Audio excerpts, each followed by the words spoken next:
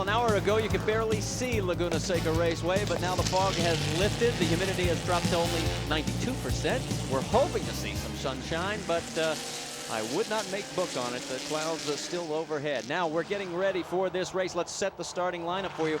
It is inverted in the top 6 positions. We'll explain it as we go down through the lineup. Now, Izzy Sanchez was supposed to be on that front row, but he did not make it when they ordered engines fired. He'll start in the back. There is Hans Stuck. He'll start in row number 3. Now, the way it works is the pole sitter, after qualifying, picks out a colored ball, and depending on which colored ball he picks out, that determines how many cars are inverted.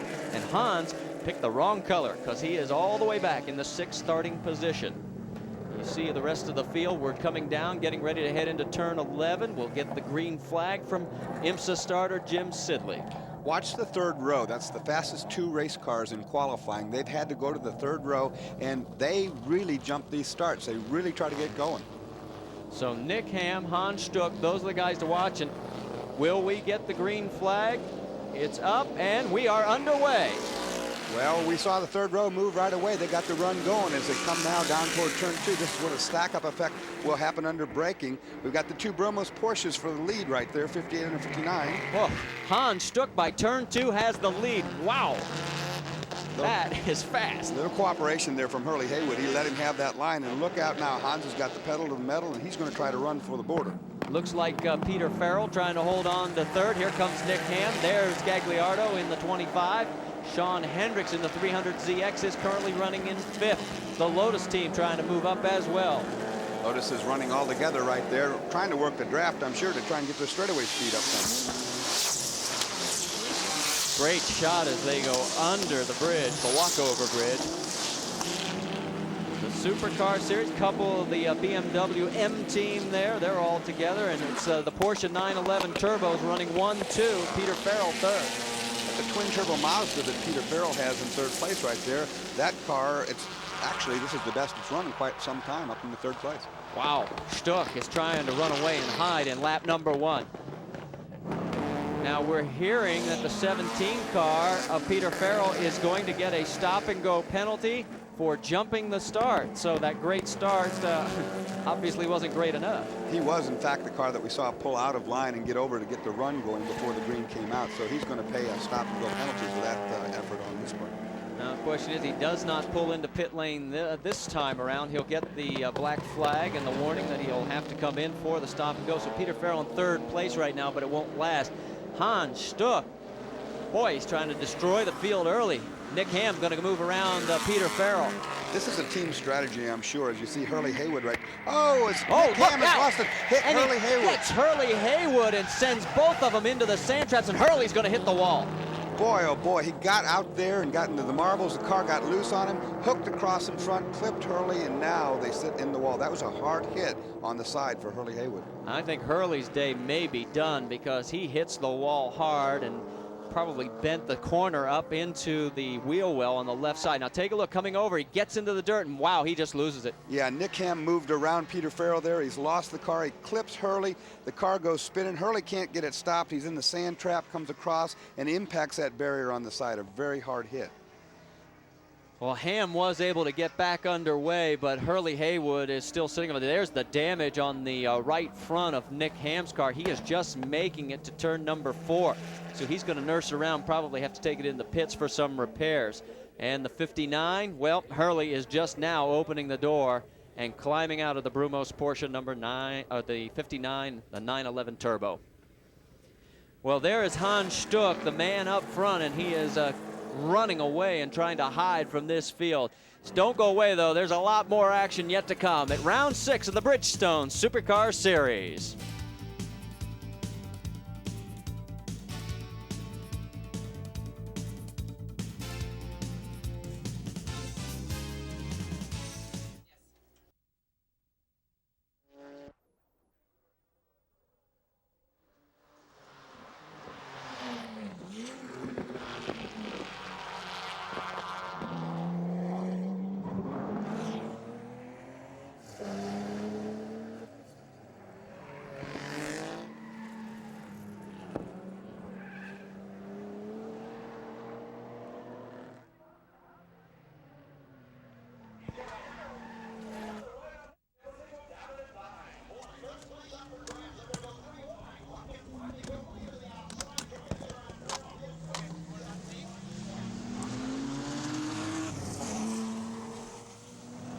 talk to you this week. Can we ask a couple of quick questions?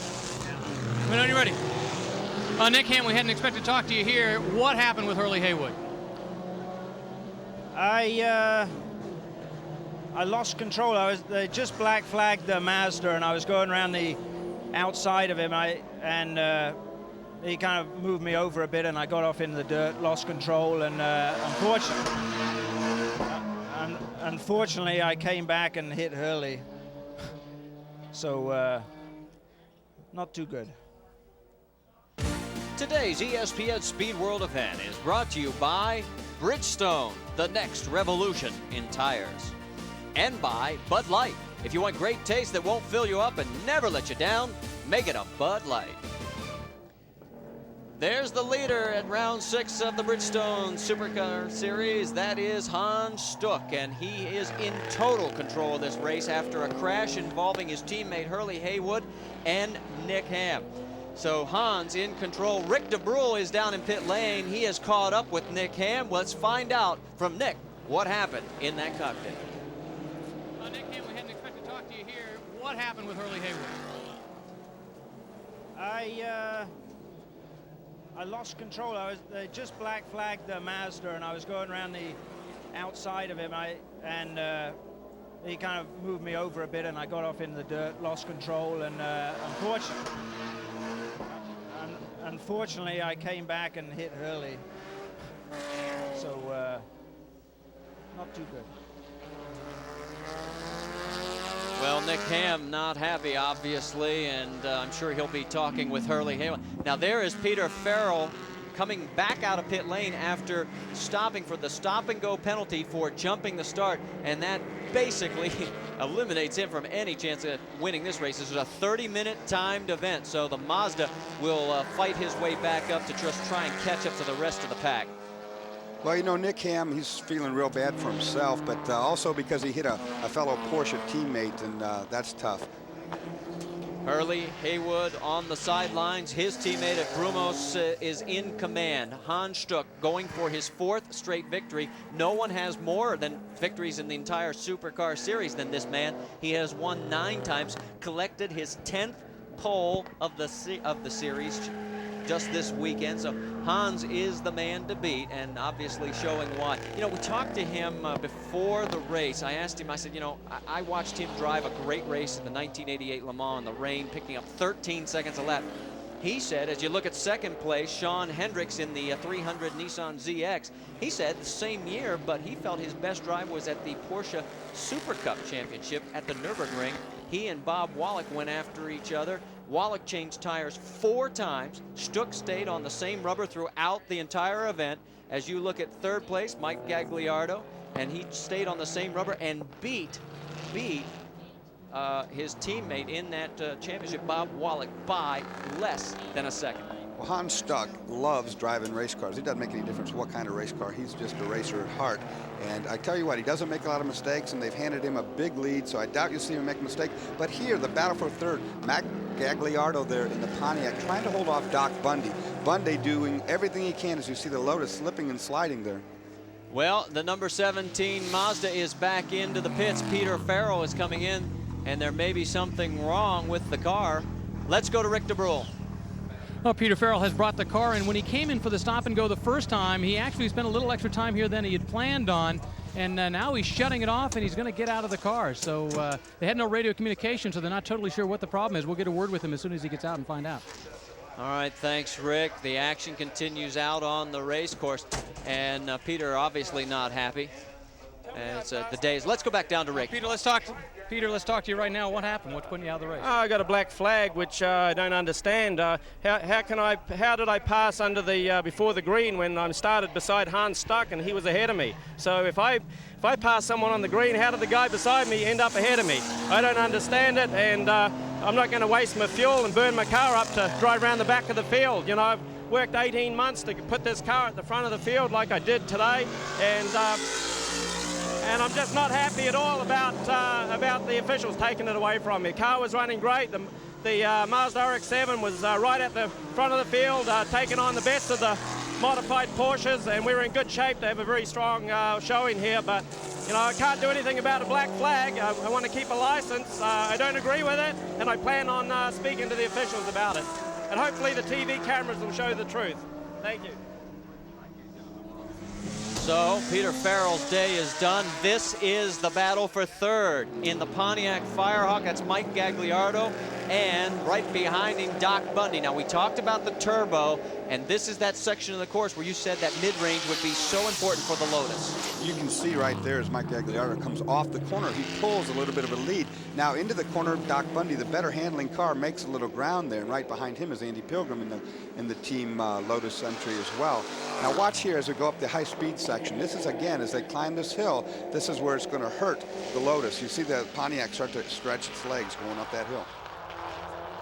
You're right, as he opens up a good 6 car lengths. And then the 11 have Andy Pilgrim pulling up on his teammate at Lotus, Doc Bundy. Now look how he gathers him up, and coming down through the corkscrew, here's where the Lotus advantage comes into play. Absolutely, the handling comes in here and the braking comes in, and you'll see all over him here. Well, stay with us. We've still got more action to come from round number 6 of the Bridgestone Supercar Series here at Laguna Seca Raceway. Yeah, it's a little on the cool side.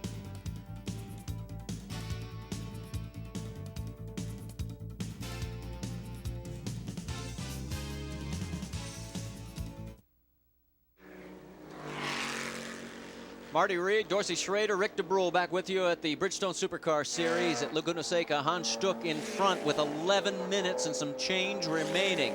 Now, we talked about our leader. There he is, in control. He's got a full straightaway over second place, Shawn Hendricks. Now, you remember Peter Farrell talking about the start of the race? Well, let's go back to it. Dorsey, take us through it. Now, Stuck is in the 58 back in row number 3, and Farrell in the silver 17. See Farrell right there. He comes on the straightaway. He's already moved to the inside. Now, he's not passed anyone yet.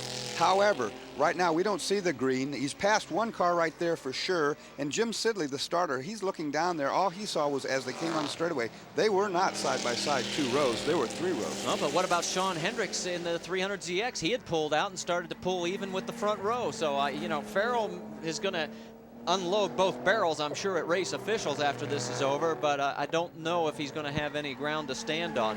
Otherwise, maybe they should have disqualified the whole field. Everybody seemed to be going. Well, you're absolutely right there. What it was not a pretty start. It was not a side-by-side start, and there was more than one offender there. But from Jim Sidley's standpoint up on the starter stand, all he knew was it wasn't the way it should have been. I think the key is going to be is that he absolutely cleared another car, whereas everybody else was basically still pulling up alongside other cars. I'm just assuming based on what we saw there.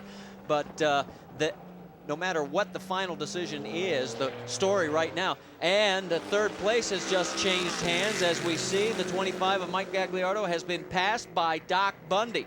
So Bundy in the Lotus has moved into third. Now watch what happens right here. Gagliardo is in fact trapped between the 2 Lotuses, but it's about to come to the side of the circuit that the Pontiac favors. As they come around this next corner, corner 4, there's a long straightaway, and the Pontiac has got the muscle. It probably will get alongside and make a repass, I would think, unless Doc Bundy can have him wear the brakes out on these hard corners. Here's turn 4 right now. They get in there. Now watch now. The Pontiac should start to reel the Lotus in as they come off here and get the horsepower working. Well, I'll give you an idea. The Lotus weighs in at 2,600 pounds, the Pontiac at 2,920. And the difference in horsepower, according to street horsepower, is roughly 46. And the big hill here, this is where the Pontiac should shine. It should pull right back up there. But the weak link on the Pontiac is the brakes. And I've been watching these guys over the last couple laps, really working Mike over in the brake zone, making him use that Pontiac's brakes up. His brakes are hot right now, and he probably can't hold back any longer, and Doc Bundy's taking advantage of that, and as you can see right here, is it's starting to pull out. Well, also, what about tire wear? The center of gravity on the Pontiac is higher, so the more he has to throw it through these corners, the more heat he's going to generate. No doubt about it. Rear tires are a factor on the Pontiac, and these 2 Lotus teammates have been teaming up on him and making him use his equipment up. So on the downhill portion, Doc Bundy opens up a little room. As they head for turn 11, he's got a good 6-7 car lengths. Now there is a battle for 9th place. That is the 51 of David Donahue, if the name sounds familiar. Yes, he is the son of the late, great Mark Donahue. And the number 12 of Bo Lemler, and Lemler takes 4 wheels off. Yeah, he got a little wide there, got out in the dirt, but he gathered it back up. Good racing going on right back here mid-pack-wise, as I think that's Izzy Sanchez now, who started at the back. He should have started front, didn't get the car started. He's making a run now toward the front. Trying to make the pass on the outside, can't do it. He may lose a spot because of that move. Now here they go again, coming up toward turn 1, and that's where we saw the trouble early in the race if they don't get it sorted out, but they do. So Lemler in front of Izzy Sanchez as they head for turn number 2, and then the 14 of David Murray. It's a Porsche sandwich with Lotus being the bread. Yeah, and you know, Izzy started in the back, so he's being pretty aggressive right now. You can see the Porsche sliding, the 2 Lotuses in front look a little bit more stable. I would think, though, that Izzy's the aggressor at this point, and I would watch him try to make that pass. Now Izzy's got the 944 turbo, and of course Stuck in the 911 turbo, so that's why you're seeing 2 different types of Porsches out here, and each has its own configurations. Lotus's strong point is in the braking zones and in the corners. You can see that. I would think, though, that the Porsche should be able to get a little bit of advantage as they go up this hill. Well, meanwhile, look up way up ahead. David Donahue has really opened up some breathing room. Those are neat cars, too. That's that BMW M5, and I think those are just really neat cars. They're a little bit heavier than these other cars, and that's hurting them. But this is a team, Ed Arnold Racing Team, doing a really good job, and each time we see them race, they get a little bit more competitive. Now it looks as though Bo Lemler's opened up a little margin over Izzy Sanchez. Down the corkscrew one more time. Different lines as they come down that hill there. You see the Porsche takes a wider approach for the downhill corner than the Lotus has to. What gear are you in coming down there? Is it a choice depending on traffic? Yeah, but most of those guys are into 4th, and we still see this battle for 3rd right there as Doc Bundy's still trying to hold off Mike Gagliardo for 3rd position. So we've got 2 separate battles involving Team Lotus. This one for 3rd place between Doc Bundy. Whoa, and Doc gets a wheel off. And that's going to cost him a little time right there. That big broadslide there didn't help anything at all, and put some heat in the rear tires he really did need to have. Well, Doc at age 44, Gainesville, Georgia is home. He won the first race of the season. That was at Miami. Doc's a longtime competitor. We've seen him drive anything, and he's running this Lotus team, and they've been so effective over the last 2 years. Well, he has got 5 race wins in his career in Supercar Series. Stay with us. We've got more action yet to come at round 6 of the Bridgestone Supercar Championship.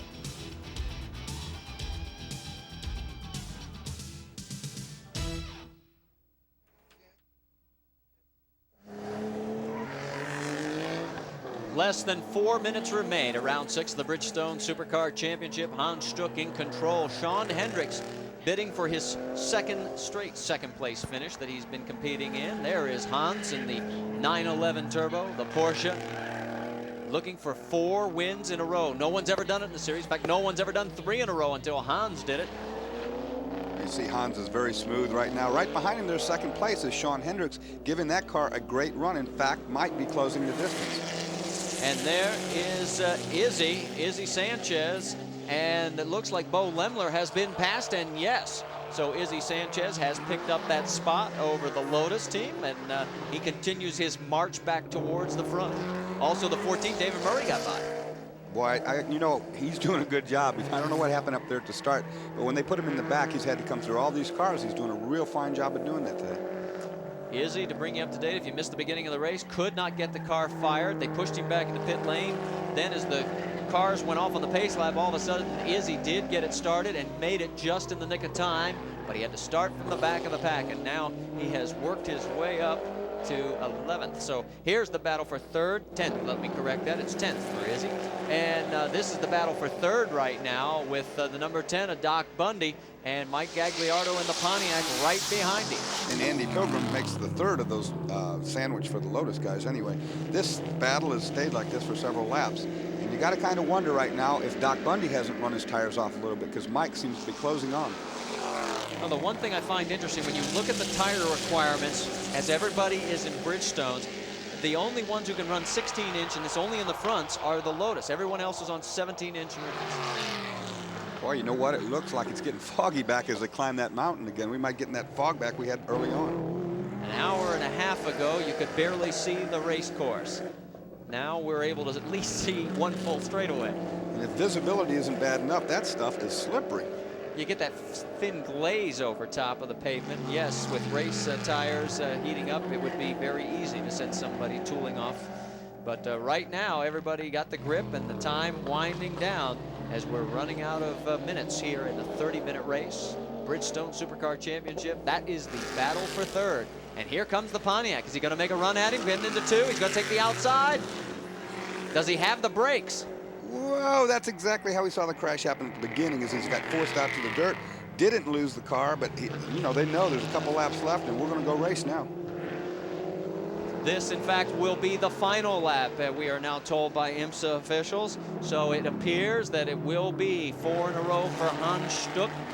But right now, the best battle on the race course is for third. Doc Bundy trying to hold off Mike Gagliardo. It's Lotus versus Pontiac.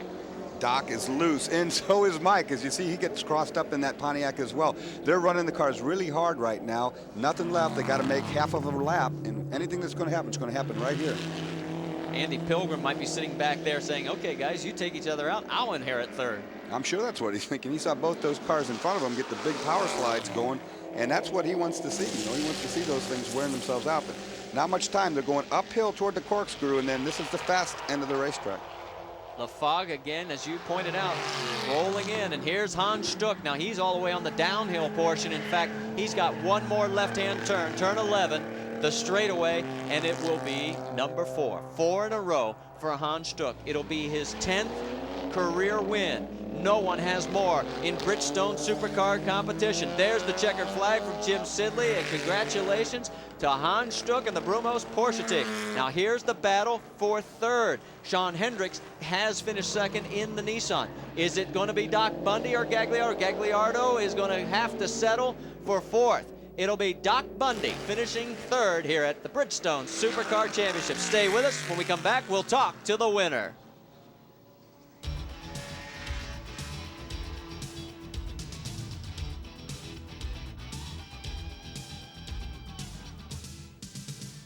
Thank you. Oops. Need a towel? No, for what? Water? No, no, thank you. I'm fine. Well, Hans Stuck, you sure make this look easy. I got to ask you about the start. That seems to be where you got your big advantage. What'd you do going up that front straightaway? Yeah, I mean, first of all, you have to hit the pedal to the metal. That's very important at the right time. So coming around the corner, you got to have the left foot on the brake to bring the turbocharger up. And when Bill all of a sudden puts his green flag, you like a skyrocket, zoom off, you know, and then you got to find a hole to go through. That's all about. You found it. This time I found it. Yeah, but I must say, the guys in front of me were playing the role quite well, you know. I mean, they paid attention to me, and it was kind of nice, you know.